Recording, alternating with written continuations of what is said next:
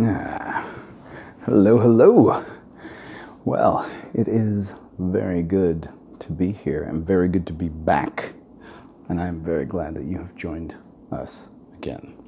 I was out of town for a couple of days, and it's nice to be home. It's nice to be back in the routine.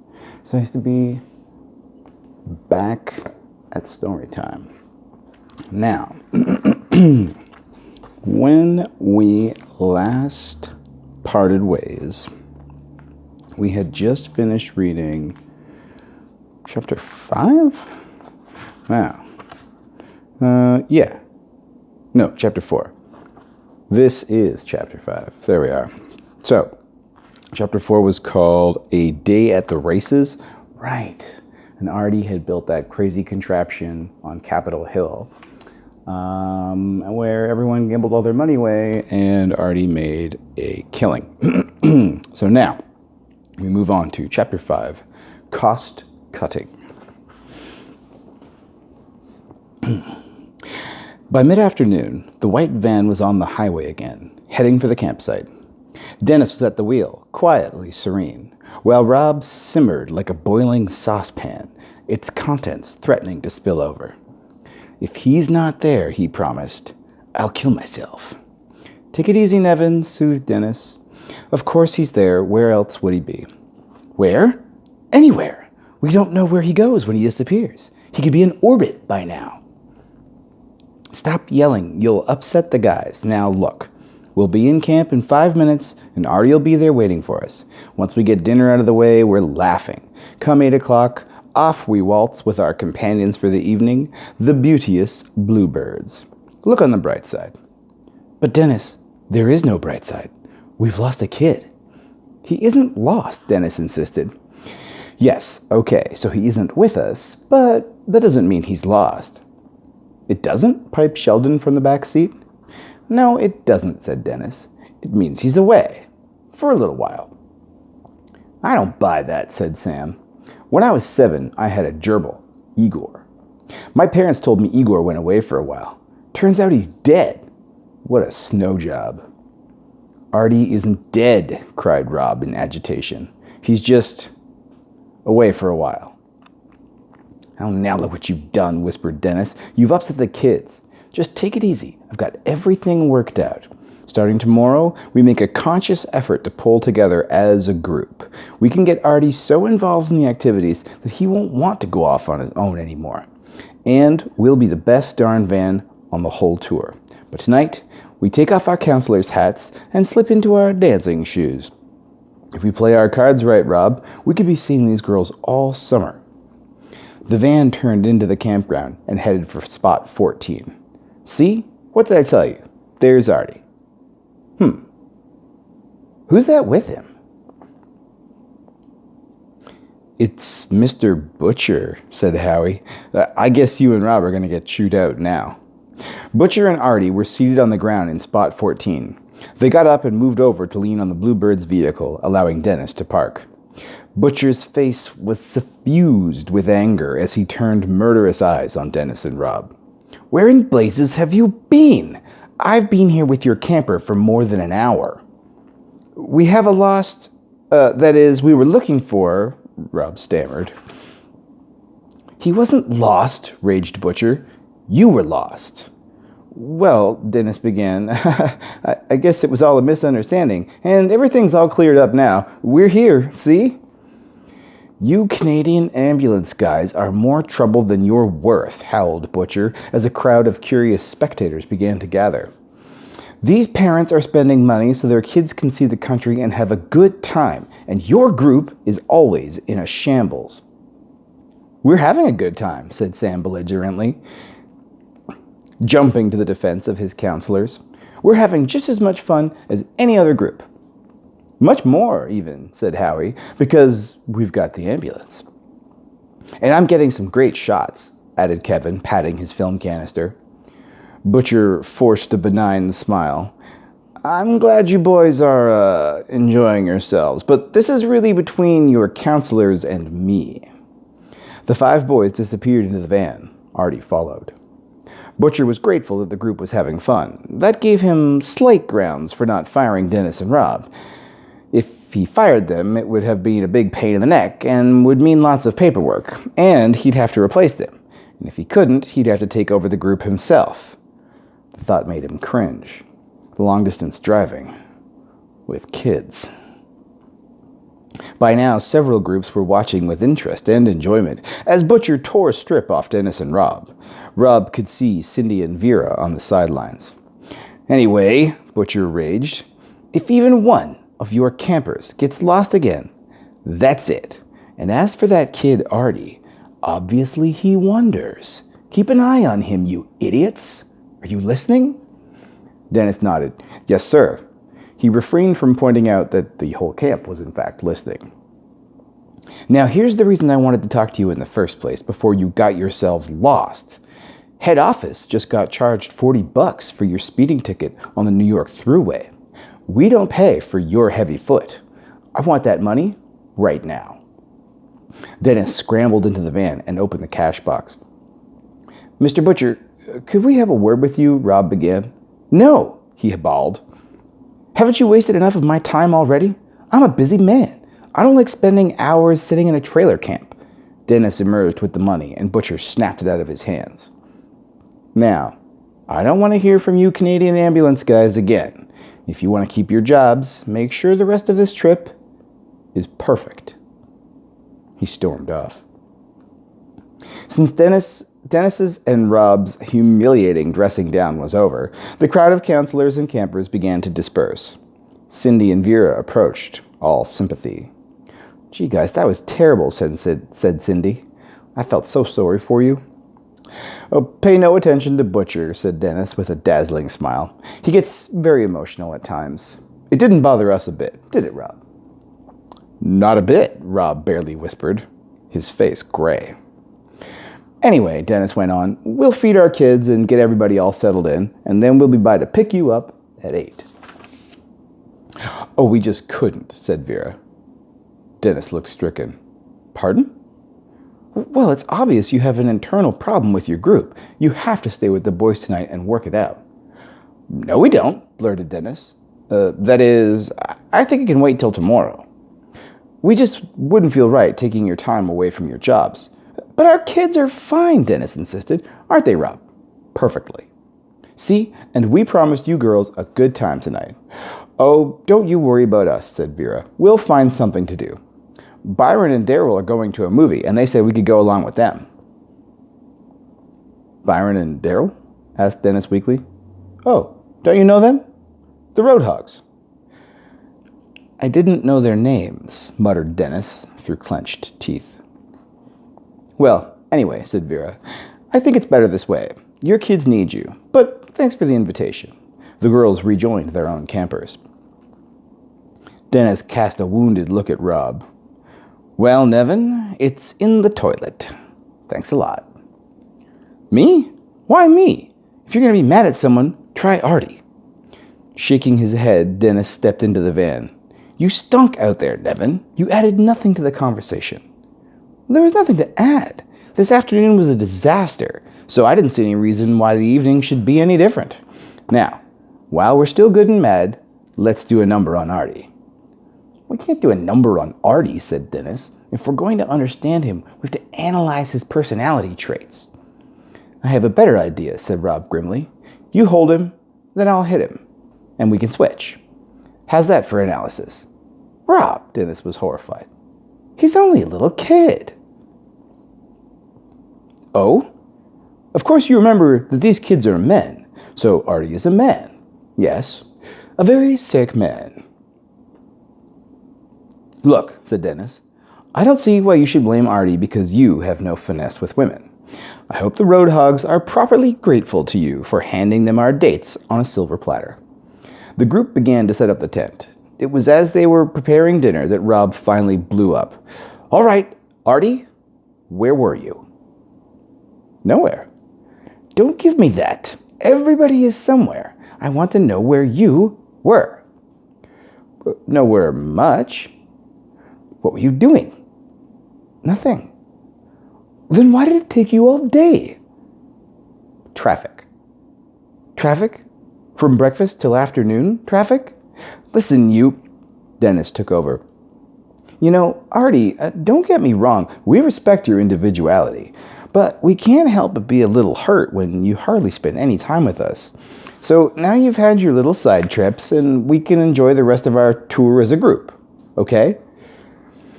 Artie nodded vaguely. Dennis looked over to Rob.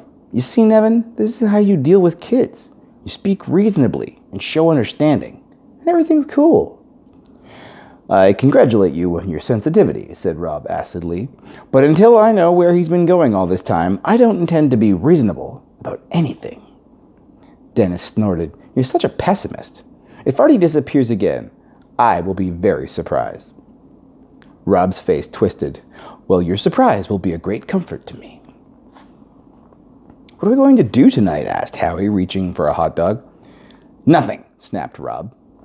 We're going to stay here and lick our wounds and pray that tomorrow will be a better day. There was much honking and waving as the Roadhogs drove out of camp, accompanied by the Bluebirds. For Dennis, it was the bitterest pill of all. Roll 4, exposure 15. Dennis, looking glum. Roll 4, exposure 16. Rob, looking glum. Roll 4, exposure 17. Dennis and Rob together, both looking glum. Still in disgrace, ambulance group slunk out of Washington the next morning, heading west on Interstate 70 toward Pittsburgh. As Dennis put it, nothing wipes out a bad reputation better than distance. Rob laughed mirthlessly. What good does that do? Everyone else is moving with us. It doesn't matter, said Dennis confidently. Anything that happened in Washington is another universe when you're in Pittsburgh. He turned to the boys. You know, this whole group has been too down lately. We've got to do something about that. He then legislated a good mood policy. Unhappiness was prohibited. Come on, guys. We should be doing things that lift our spirits. Sheldon nodded approvingly. That's exactly what Pete used to say. I'm so glad, muttered Rob. How about the group yell, suggested Howie. That lifts our spirits. Anything but the group yell, Dennis amended. You know, I don't want to preach, said Nick, but we never would have had any trouble if you'd listened to me in the first place and moved out of spot 14. I hope you won't make that mistake again. I have an announcement to make, said Rob, who was driving. We have a guest. Everybody, meet Artie. He's going to be touring with us today, and from now on, without disappearing at all. Isn't that right, Artie? Artie looked up from the depths of, take a piece of America home with you. Right. Hey, that's great, Artie, said Kevin, because you're hardly in any of my shots. By noon, the group had made Pittsburgh, where they had lunch in a public park, and headed for U.S. Steel. Junior Tours had arranged for a guided tour of a steel mill and research laboratory. A young engineer led ambulance and two other groups through the various facilities. Unfortunately, one of the other crews was Byron and Darrell, and the Roadhogs, who peppered the afternoon with ambulance jokes. In spite of this, the campers thoroughly enjoyed the experience, although it was touch and go with Kevin, when Kevin was told he could not bring his camera inside, and Sam, taking his part, lectured the bewildered security guide on the true meaning of freedom.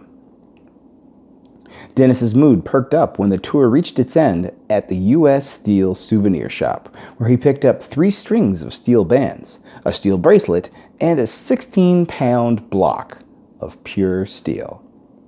Rob occupied himself with watching Artie, who seemed content to follow the tour.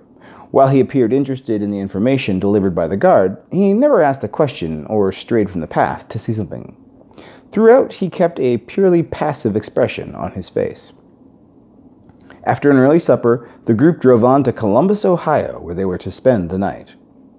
Watch where you park, advised Nick, as Dennis pulled wearily into the Olentangy?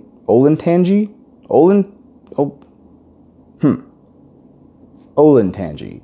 We'll go with that. As Dennis pulled into the Olentangy Indian Caverns campground. Okay, everybody, announced Dennis. We'll set up the tent, and you guys go right to sleep. We got a big day ahead of us tomorrow. You know, Rob, said Dennis, sitting on the grass in front of the van after the group was bedded down and quiet. There's only one problem with this trip. Wow, said Rob sarcastically.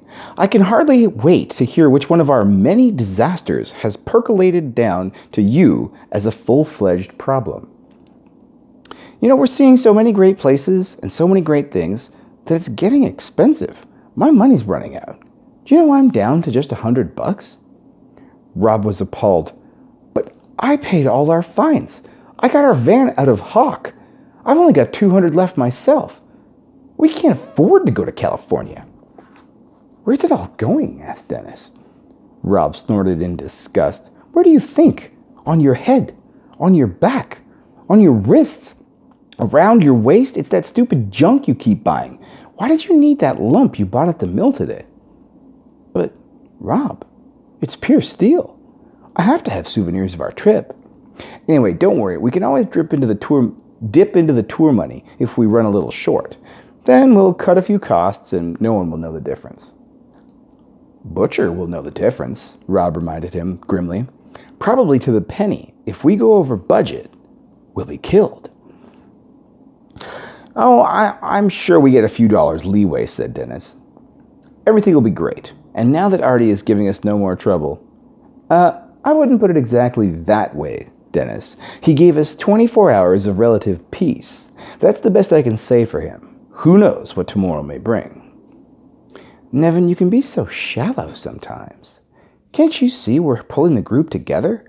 Pretty soon, not only will our guys be taking care of Artie, but they'll also be taking care of each other. And the true brilliance of this plan is that it leaves us free to seek some companionship of the female persuasion. You're a dreamer, said Rob sourly. The fact is, this trip stunk on paper and it stinks in reality. Everyone on the tour heard Butcher rip us up. We're the big junior tour's joke this summer. I don't think you realize exactly how much trouble we're in. We're in the middle of a foreign country with most of our money gone, and one of our kids just does what he pleases whenever he wants, and we can't stop him. I doubt that even the great Pete Ogrodnik could figure his way out of this mess. Well, that's exactly why we're in such great shape right now, Dennis argued. I mean, this is the rock bottom. It can only get better. We'll have no more problems with Artie. We'll learn to budget, and we'll have a great trip. Soon, everyone will forget about the bad times we had, and the only problems we'll have to deal with is being named the ambulance, which is a drag, but what can you do? Rob looked glum. Dennis slapped him on the shoulder. You see that van over there? They call themselves the Rhode Island Reds. They're from Providence. I think one of them winked at me earlier today. Either that or she had something in her eye. But I'd say the odds are in our favor.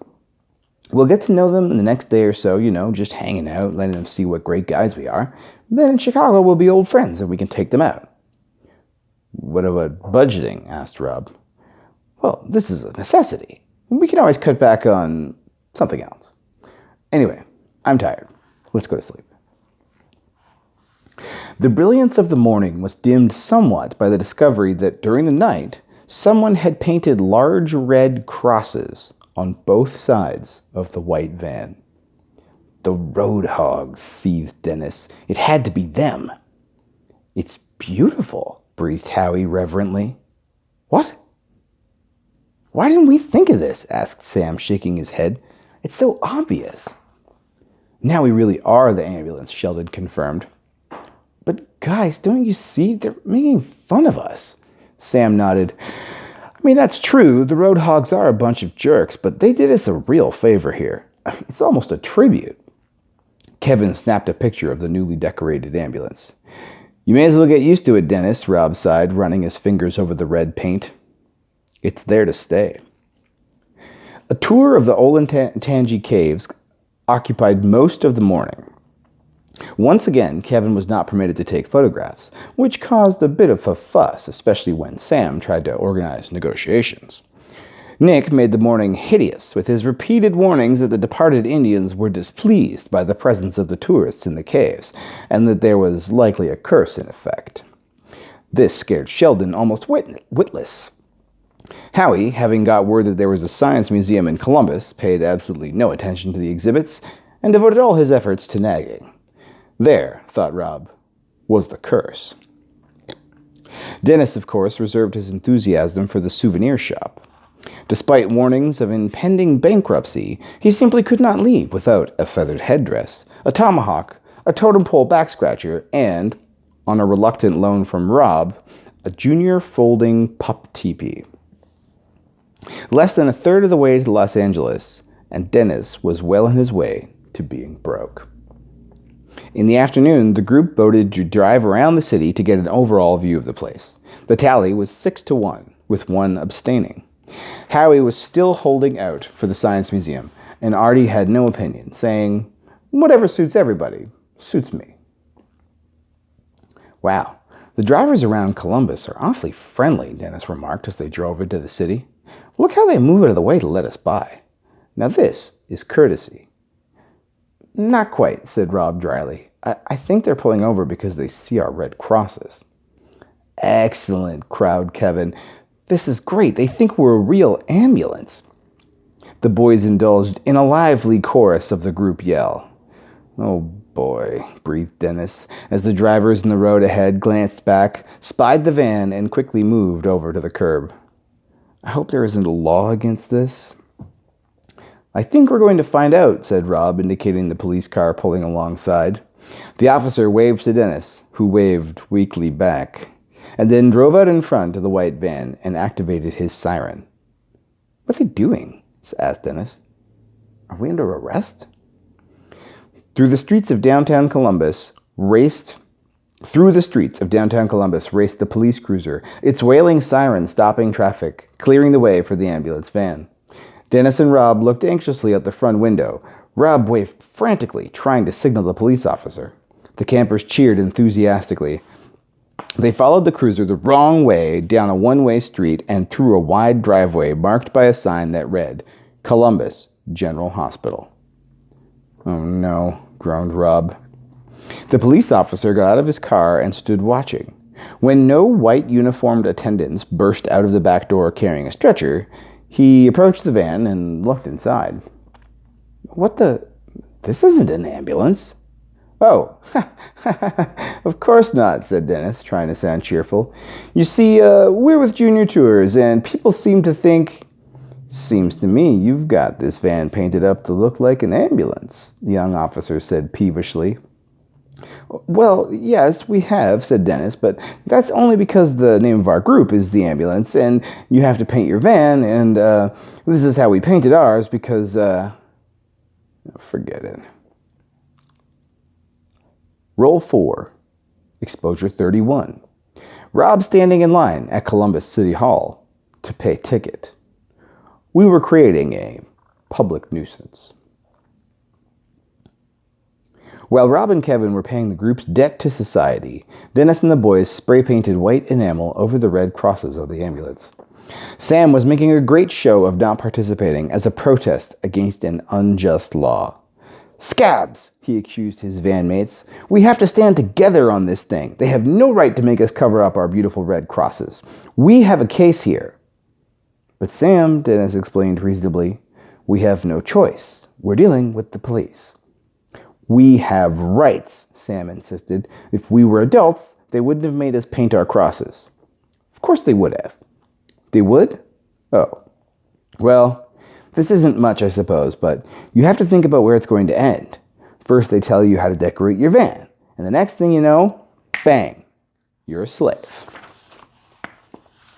Rob didn't quote the figures as he left City Hall after paying the fine, but the financial outlook for the two counselors was not rosy. "Don't worry," smiled Dennis optimistically. "We'll do some cost cutting in Chicago." Well, things are looking a little dicey, it seems like. But we'll come back in a couple of days to check in with the guys for Chapter 6, called The Power of Positive Parking. Till then, getting to be that time. I'm going to need me some sleep. So, good night.